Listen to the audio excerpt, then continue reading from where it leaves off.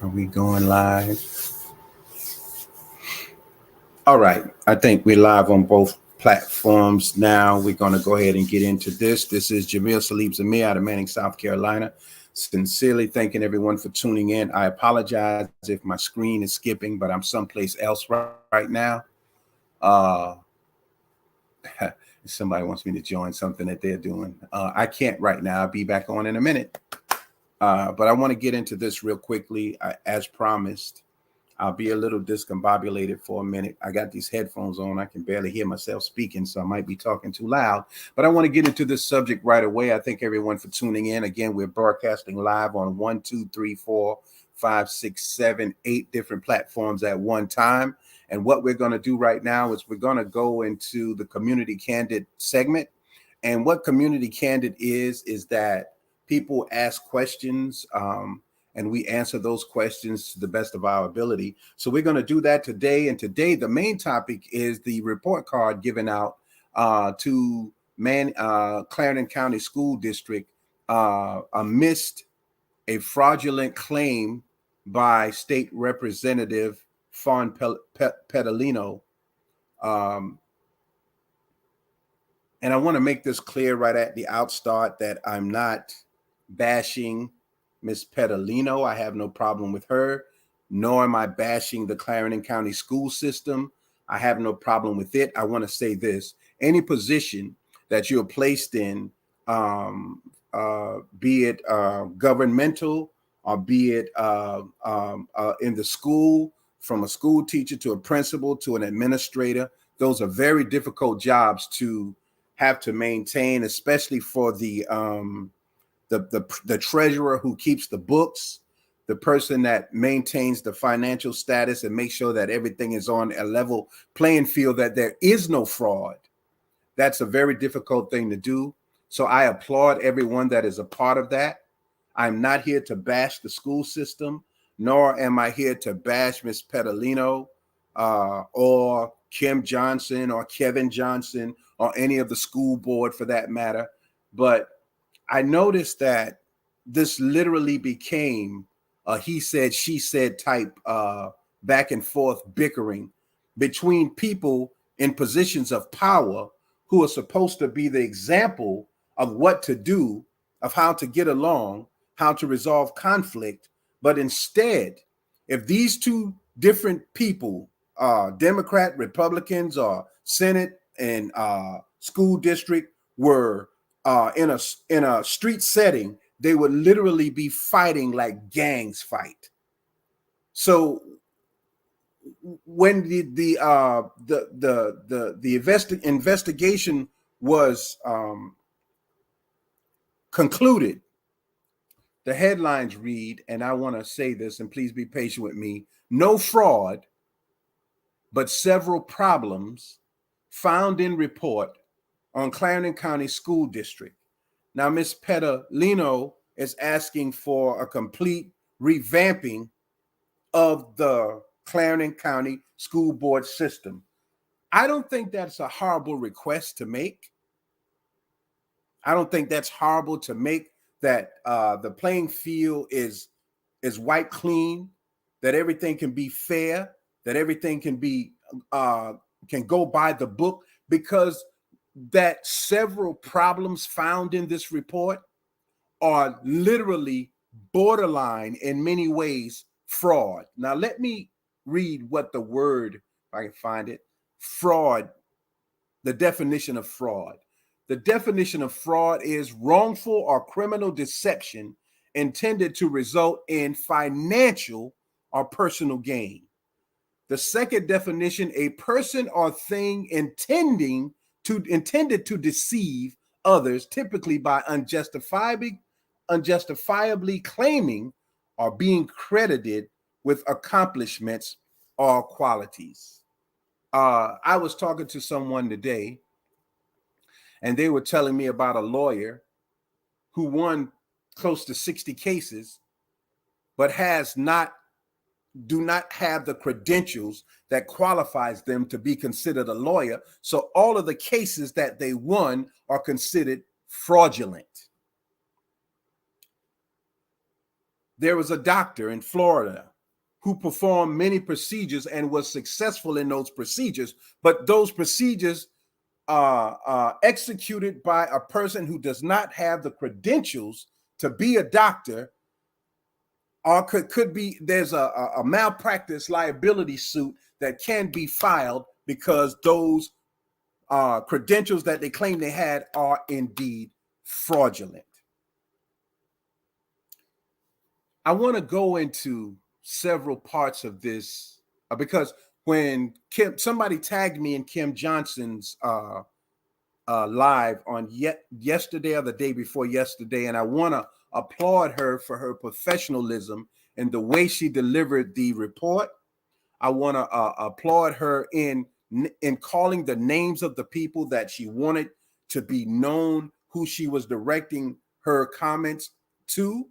I want to applaud her for leaving a window open for people to question her. And I want to applaud her for coming on, because this is what I think she should have done from the very beginning when she was running for for her second term in the Senate. I also want to applaud Ms. Fawn Pedalino, because in calling for this audit, it did find, and I quote, several problems in the school system. I want to point out these problems today and point out their importance.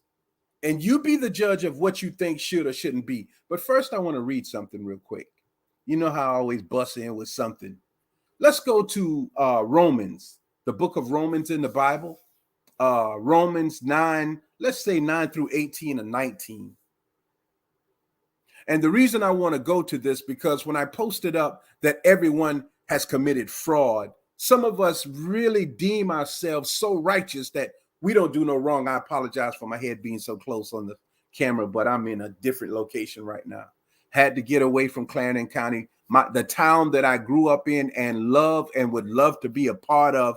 The system, it's the people and their crooked ways and their ill intent towards people that sometimes it just overwhelms me, and I have to leave for a little while and regroup and ask Almighty God, Allah, about whatever name you call him, to protect me, give me the strength to react to these things in an intelligent manner and not just go off the hinges. Because you let people tell it, all of them are just great people. They don't bother nobody. They don't do no wrong, but they are liars, as I am a liar. We all lie, and we all try to weigh things in our favor when we don't want to be fair. Now let's go to Romans 9. Listen to the reason I'm reading this, and the reason I went into the title of a fraud, and then I will go into the book, the report for the school. 9 says, what shall we conclude then? Do we have any advantage? Not at all. For we have already made the charge that Jews and Gentiles alike are all under the power of sin. As it is written, there is no righteous, not even one. There is no one who understands. There is no one who seeks God. All have turned away. They have together become worthless. There is no one who does good, not even one. Their throats are open graves, which means everything that come out of their mouths, they're trying to start trouble. They're trying to get somebody killed. They're trying to get you to lean towards one way instead of another. And that's why I wanted to talk about double speak and how double speak works and how people create a narrative. Instead of saying I'm right and they're right, or we both have things to work on, we want to be 100% right. We want to be 100% right. And the way we are perceived as right in society is who has the most people on their side. And that is the danger of society. There are a lot of sheep, but usually only one shepherd. The sheep follow. The shepherd directs. Pay close attention to what I'm saying. Their throats are open graves. Their tongues practice deceit. The poison of viper is on their lips. Their mouths are full of cursing and bitterness. Their feet are swift to shed blood. Ruin and misery marks their way, and the way of peace they do not know. There is no fear of God before their eyes. Now, most of the people that we admire have no fear of God. They have created a world, a godless world. And the God of this world is whoever has the most people following them. That's why we based our life on how many follows and likes we get. Now I want to go into fraud and fraudulent again. Everybody commits fraud. Either you lied one day, you didn't want to come to work, you didn't want to go to school, you lied about some way you could get extra money, you lied about something. See, it's all of these godly folk who claim to never do wrong that I have an issue with. And this is my job as a representative of what God has given me. This is my job. Now, I want to say this. When you're on a board, when you're in a school system, when you're in an organization, when you have to protect the words and rights and identity of people, you can never expose that to the public. You can never tell the public everything. This report is not telling everything.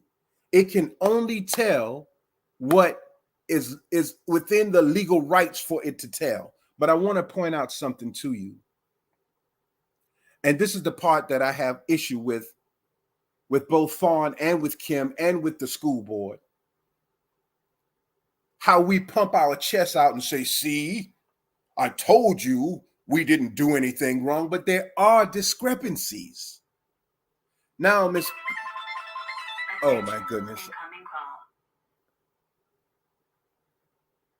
Teresa, I'm on a live right now. Yes, ma'am. Okay. All right. Okay, I apologize about that. Some phone calls you have to take. I hope it didn't knock us off of Instagram. No, we're still on. Great. Thank you all for holding up. I had to take that call real quick. Yeah, we pump our chests out as if though we are 100. See, I told you. Now, Miss Fawn wants a total revamping of the school system, and the people that she accused of improper behavior in the school system say that they want an apology. Why don't they apologize to each other and move forward from there? Because it's too difficult for people to say, I'm sorry, and mean it. Everybody wants to be right. And in this situation, there are some rights and some wrongs. So I want to go into that real quick. Then we're going to close. We're not going to be long. I'm going to read what WIS TV 10 has posted. And then I'm going to go into the actual report because I actually read the full report. The 20-page report did not find any misapplication of funds, but did list off several other problems, including, and these are the problems that were listed, and we're going to go into them a little bit.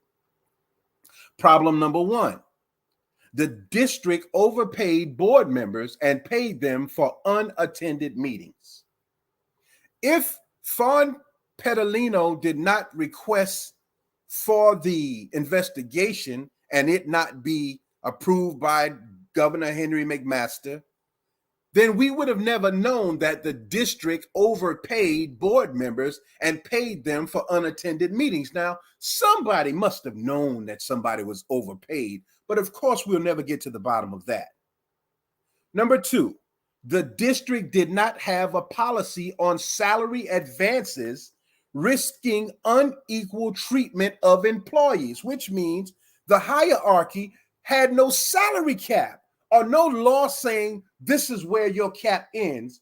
At the same time, the school teachers, the janitors, all of you may have not been paid what you could have been paid or less than that. There was a risk in that, and that risk was found because Ms. Petalino asked for the investigation. 2 is the district did not have a policy, and everything is run by policy. But there was no policy in place on salary advancing, risking unequal treatment of employees.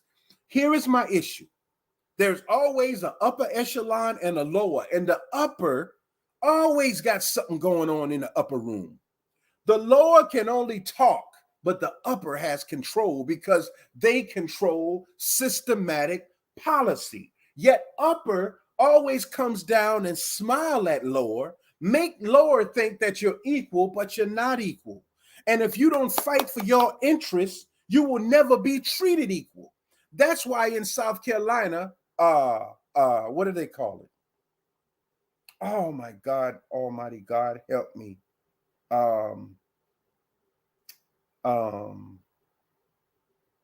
I can't think of the word right now, but it's when groups of people join together to fight the system that they're working in. South Carolina does not allow, it'll come to me, unions. Praise God, Almighty Lord, have mercy, Jesus. My mind sometimes. South Carolina does not allow unions because unions fight for the equality of the little man. And in the South, the big man always wants to be right. So they've even set up a system that says, we don't even have to tell you why we fire you, why we terminate you. So that makes the little man afraid. But you think you're on the same level as the upper echelon. You are not until you make yourself known to them. Number 2 is the district did not have a policy on salary advances, risking unequal treatment of employees. This ain't me saying this, people. This is all you got to do is read the report. Number 3, the district violated a CIRA grant agreement by allowing Superintendent Dr. Sean Johnson to stay in a CIRA-funded townhouse. Johnson, in brackets, has since paid back the rent. Paid back the rent because it was pointed out that you owe the rent. But what if the investigation did not take place? Do you think the moral character of this situation would have been, hey, you overpaid? Let me tell you something. And I'll tell you later. I'm not talking about Dr. Superintendent. I don't know this person. And I'm quite sure they are qualified to do their job. But fraud is something that goes across the scale from rich to poor. But because of this investigation, it was found that the grant money was misused and it had to be paid back. That's number 3. Number 4, the district lacked adequate internal controls over its athletic department. I want to dig deep into that real quick and point out what the issues of the athletics department is, because this has been an issue for the longest time at Manning High School. But I'm going to talk about that last, and that's number 4. Number 5, listen to this. Allowing $33,500 to be redirected from its original purpose. That's $33,500 was redirected from the purpose it was meant for to something else. They didn't say what that something else is, but I think it's in the report. You should read it. So these things are so close to fraudulent that if they were not checked at this point, they would have matriculated into fraud. So it's great that there was no fraud found.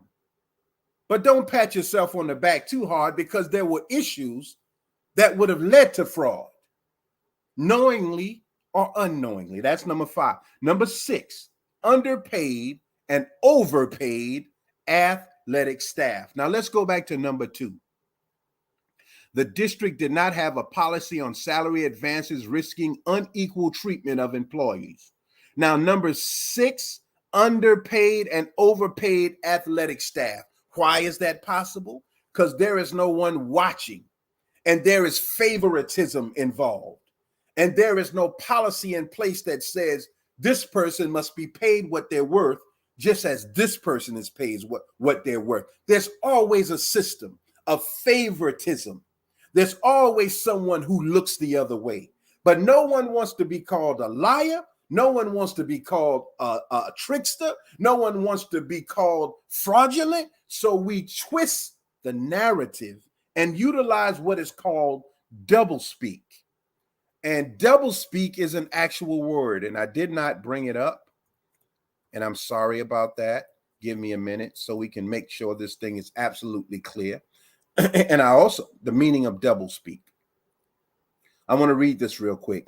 Doublespeak is language that deliberately obscures, disguises, distorts, or reverses the meaning of words. Fraudulent, they didn't use fraudulent. They use several problems. That's doublespeak.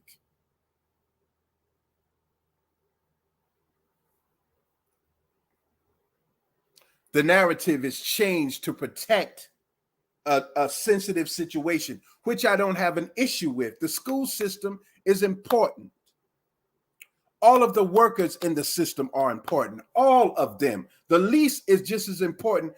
Jesus says in the Bible, in as much as you treat the least of them, the least is just as important as the most important. But when the least, and I am a least, starts to speak about what's happening on each tier of society, those above convince you that I'm the problem, or people like me is the problem. And they get angry with me. Several of these political people in Clarendon County, they're angry with me for pointing out the whole thing as much as I can see. That's very unfortunate. Very unfortunate. Let's move on. Underpaid, overpaid athletic staff. Late roster submissions to the South Carolina High School League.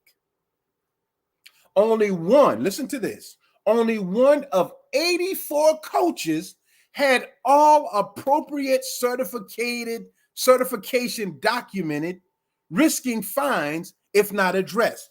So if this investigation was not asked and implemented, 84 coaches are facing fines. And I'm going to tell you how much those fines are worth in a minute. Borderline fraudulent. But be careful how pumped up you are about, they didn't find no fraud. They didn't find no fraud. Very close to fraud. And if it had continued, if this report had been done, say 5 years from now, there would have been fraud because these behaviors would have continued. Again, I am not addressing this directly to Kim or to Miss Fawn or to Miss Kim, Miss Johnson, Miss Kimberly Johnson, or Miss Fawn Pedalino, or any of the board. I'm pointing out some things so we can see for ourselves, because I saw all of you just, congratulations, that's right, girl, you tell it, girl, you say it, on both sides. Read it for yourself. And Miss Johnson said, Kimberly said, read it for yourself. The district failed to audit the certifications of the coaches and maybe even the teaching staff. The district failed to drop 36 truant students from its membership roll, resulting in $128,493 paid to the district from the state. That money, in brackets, will be reconciled at the state's next financial disbursement. If the investigation was not implemented, that $128,493 would not have been discovered, would not have been reconciled, and would have continued to accumulate into fraud. The last one, the district failed to close 4, and this is very important. The district failed to close 4 unattended bank accounts at the time of each consolidation, creating high risk for $213,600 $60.28 to be misused or mishandled. Again, borderline fraud. I want to go to the situation with the Walker Gamble Elementary School, and I'm reading out of the actual report right now. The Walker Gamble Elementary School was built. They tell you when it was built. They told you the issue with it. The issue was that there was district board minute. They told them public comment subsequent. They told about the situation where it appeared that one of the board members,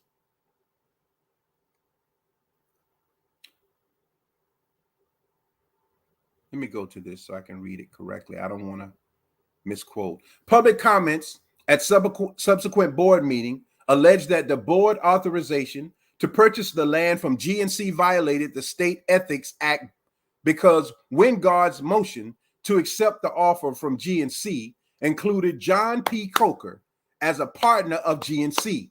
Coker, a Clarendon County Council member for District 3 in Turbyville, is the spouse of Wingard's stepsister. This is where the issue came in. But because the law squeezed them by, the South Carolina Code Law 813-700 provides that no public official, I need my glasses. No public member or public employee may knowingly use his official office, membership, or employment to obtain an economic interest for himself, a family member, or individuals with whom he is associated. Listen to this. A family member, an individual with whom he is associated, or a business with which he is associated. The South Carolina Code Law 813-100 also provides that family members means an individual who is the spouse, parent, brother, sister, child, mother-in-law, father-in-law, son-in-law, daughter-in-law, brother-in-law, sister-in-law, grandparent, or grandchild, a member of the individual's immediate family, can't do dealings in a situation where money will be exchanged, but determined that Wingard and his stepsister do not share a common parent and are related only through the marriage of Wingard's father to his stepsister's mother. So they squeezed by on this one, even though it really is family. And I guarantee you Wingard will be at the family reunion and the stepsister will be at the family reunion. By law, they are not technically family. So they could execute this deal, and this deal in selling that land was worth, for the quote-unquote family, the quote-unquote not family, that deal was worth, and I don't know if I'll find the worth, but let's say, no, I don't want to misquote. Let me see if I can find it real quickly, because I don't want to misquote, because people hold me to the fire for misquoting. The land purchase, $42 million. The land purchase is $42 million. But because that is his stepsister, the deal will go through. And the land that was offered for the school, where the school originally is, now they're gonna, I guess, sell that somewhere, but they're going to move on to the land that was sold and bought by the company. And so the stepsister gets $42 million. Stepsister.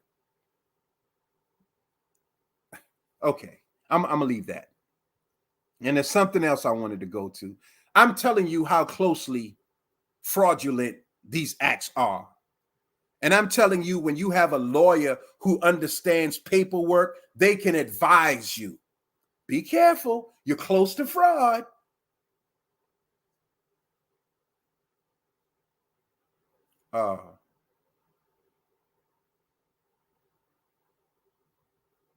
I'm trying to get to the situation with the coaches, and then I'm going to close on that. You know, they talked about the townhouse purchase and the money having to be reimbursed. athletic coaching. This is what I want to get to. This is athletic coaching supplements. The district budgeted $742,500 for athletic supplements using general funds. Each of the three school clusters, Turbyville, Manning, and Somerton, received $247,500 to pay athletic program staff, including coaches, videographers, athletic secretaries, and counselors. Each cluster received supplements for the same number of athletic positions. The Somerton cluster, however, could not support the same number of teams as the others because of its smaller student population, blah, blah, blah. You can read that for yourself. What I wanted to get to is the conclusion. The SIG determined that inadequate internal controls over athletic supplements totaling $742,500 created a risk of fraud, including funds totaling $33,500 not used for the purpose designated for those funds. Where did it go? What was it used for? The SIG further determined that tardy submissions of eligibility rosters to the South Carolina HSL for 4 sports resulted in waste of $200 and the risk of a $20,000 fine. So if this investigation was not requested and implemented, because these funds were not going where they were supposed to, and these orders were not being submitted, they risked a $20,000 fine. Check this out. They talked about the gift cards. They talked about potential financial irregularities identified. Potential financial. You can look that up for yourself. I'm just telling you that we can read some of a thing or all of a thing. We could be fair with the thing or unfair to a thing. We can say we're honest and really lie, and we can say we're lying when we're really being honest. There's just an open array of room in this thing for us to see that there is borderline fraud, and that because of the lawyers involved, the borderline was not crossed. So there is, according to the system, nothing that can be done about it. But if there were 5 more years with this same activity going on, yes, the school system would have been found fraudulent. Yes, they would have. But what I want to talk about in closing, and I think I probably won't, I don't know if I'll be able to find it. You know, they talk about cars that were supposed to be purchased, and you know, all of these things. It's right in the report. It's only like 20 pages. You should read it for yourself. Here it is. Thank you, God. Coaching certification. Now, I have been a member of the Red Cross for 2 years, and I have really been aggressive in learning all of the classes that were necessary and some that weren't, to put myself in a place where I could share the knowledge that I have with the community. And I have posted up that we were qualified to teach, because I wanted to learn CPR, and the fire department would never teach me in Clarendon County. I kept going to them. The police department wouldn't. I kept going to them. The hospital wouldn't. I kept going to them. And I finally, on my deathbed, being taken to Charleston, asked one of the drivers of the ambulance that was taking me to the hospital, because I was my heart was stopping, you know, how to get involved. And when God spared my life, I ran straight to the Red Cross. I learned CPR for children, CPR for adults, hands-on CPR, no mouth to mouth CPR. And I offered these things to people in the community. And if you notice that in the field of football for school, children are now dying of heart attacks because there's nobody qualified to recognize the symptoms of a heart attack. Children are now dying from heat exhaustion and other issues because technically these people can coach, but they're not qualified to determine if a child is ill. So concussions are going unaddressed. I'll read what they said. Coaching certification. The SIG reviewed documents of all coaching certifications for 2023 for 84 district coaches. This review determined the district lacked certification documentation for all but one coach. Out of 84 coaches, only one was certified. The SCHSL requires certification in CPR. I'm certified in AED for all coaches. None of the coaches know CPR, and none of them know how to operate an AED, except for one. Administered by either the American Red Cross or the American Heart Association, as well as completion of 4 National Federal of State High School Association courses. One course includes concussions in sports. 83 of them are not qualified in that. The second thing requires them to be qualified in heat illnesses and prevention. The third, sudden cardiac arrest. And the fourth, protecting student athletes from abuse. The SCHSL advises that audits of coaching certifications were not conducted. The SIG determined the district lacked documentation for 320 separate certifications for 83 coaches. The complete breakdown of coaching certification documents is found in Table 5 listed below. You can look at that yourself. But our children are out there running head on, ramming head on, close borderline heat exhaustion. And these coaches who may be qualified to teach them how to play the sport are not qualified to save their lives in case something happens to them. These things are serious because these things require that our children be looked after properly, and they're not being looked after properly. I wanted to bring these things to your attention today. Then it says, those were the things I was concerned about, quote, Petalino said. District leaders held a news conference on Monday outside district offices, admitting there's work to do, which is great. However, they homed in on the lack of fraud and expressed frustration with Petalino's actions. My question is, what's wrong with the person being concerned and asking for things to be investigated if you're not doing anything wrong? See, when I started questioning, the upper echelon folks got angry with me, so I know how it feels. In other words, they're saying, just shut up and live in our town, but don't you question what we're doing. But I have a right to question what you're doing, and I will question, and I will bring it to the forefront. As long as Allah protects me and backs me, I will question. I have no intentions of trying to get anyone to lose their job or their position or outing anyone, but let's be fair. In closing, Boyd has issued a call for resignation of his own in a Facebook post. Now, one group is asking for resignation, the other group, it's like a game tit for tat from educated adults, educated people. And you expect more from our uneducated, right? I just want to quote, I just want to make sure our teachers and staff have honest, ethical, and good leadership. And I don't feel we have that, Petalino said.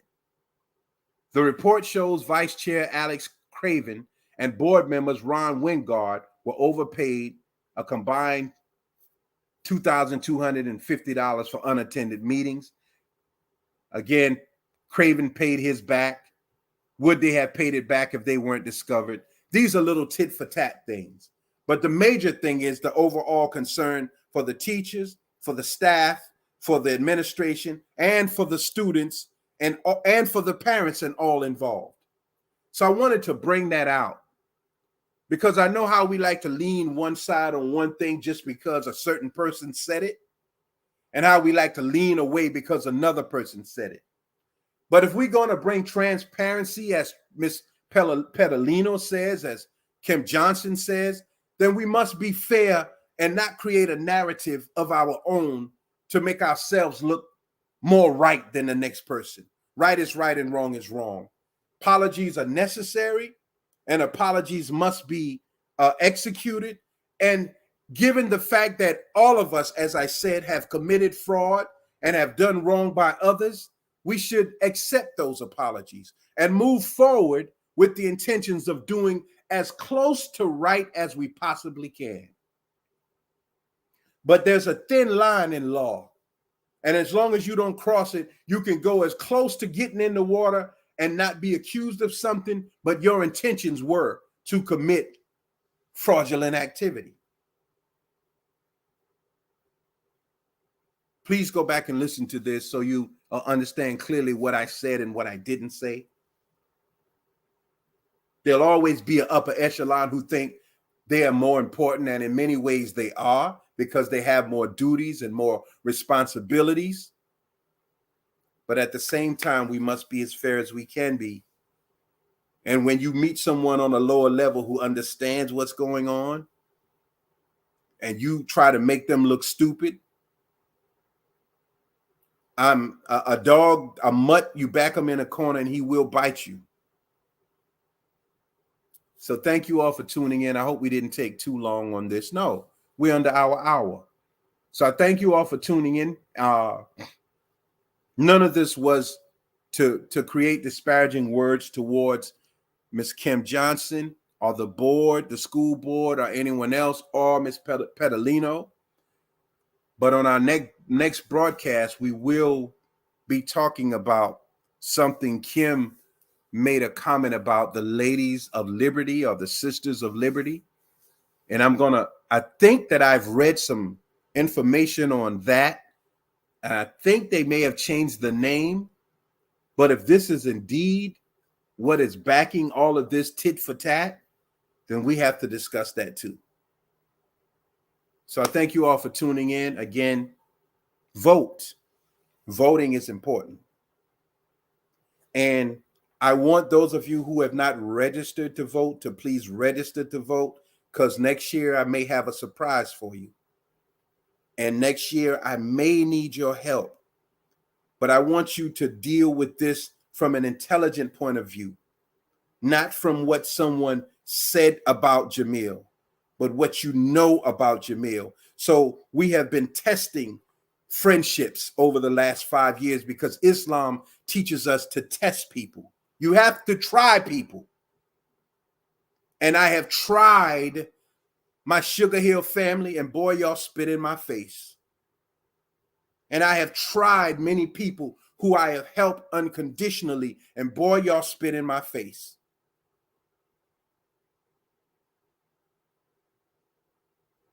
And that's fine. That's how you felt the whole time. You know how it is when you are working with someone, how we all were supposed to be working together, and you do counterproductive things in the background to sabotage things, or you don't put forth as much effort, and then you do something on your own, and all of a sudden you flourish with these new ideas and new great things that you never did when you were working with me. But remember, you all came to me, and I kept my word. I kept it.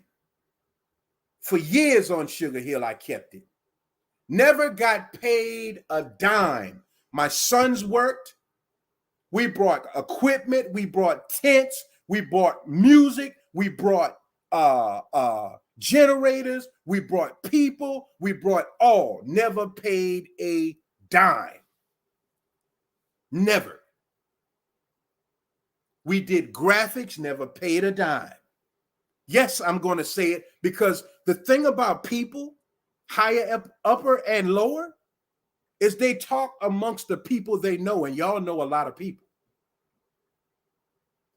But I talk on the internet.